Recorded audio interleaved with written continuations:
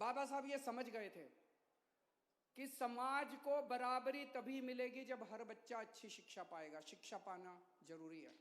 बाबा साहब का सपना था इस देश के हर बच्चे को, चाहे वो गरीब के घर जन्मे, चाहे वो दलित के घर जन्मे, चाहे वो एससी के घर जन्मे, चाहे वो ब्राह्मण के घर जन्मे, किसी भी बच्चा, जो इस देश में बच्चा पैदा हो, उसको अच्छी शिक्षा मिलनी चाहिए। बाबा साहब का सपना था। आज 70 साल बाद भी हम सपना पूरा नहीं कर पाए।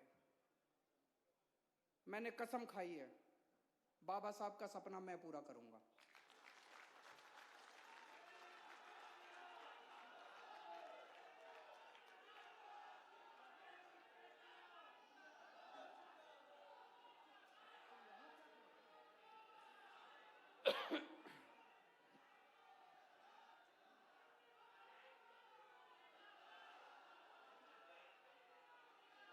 अरविंद केजरीवाल, भारत माता की, भारत माता की।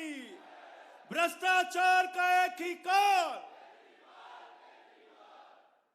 मेरा पूरा जीवन, मेरी पूरी जिंदगी बाबा साहब का ये सपना पूरा करने में चली जाए तो मैं अपने जीवन को सार्थक मानूंगा। 7 साल हो गए अब हमको दिल्ली में सरकार चलाते हुए।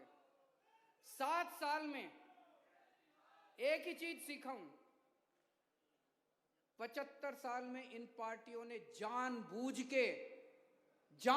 के, मैं ये शब्द बड़े नपे तुले, जानबूझ के देश को गरीब रखा है, अशिक्षित रखा है, ताकि हम इनकी रैलियों में जाते रहे, हम इनके वोट बैंक बनते रहे।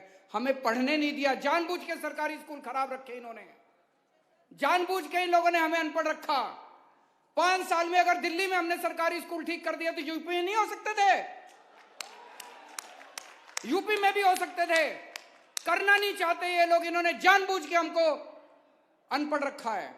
अब नहीं चलेगा। अब जनता खड़ी हो गई है, अब जनता खड़ी हो गई, अब नहीं चलेगा। अरविंद केजरीवाल,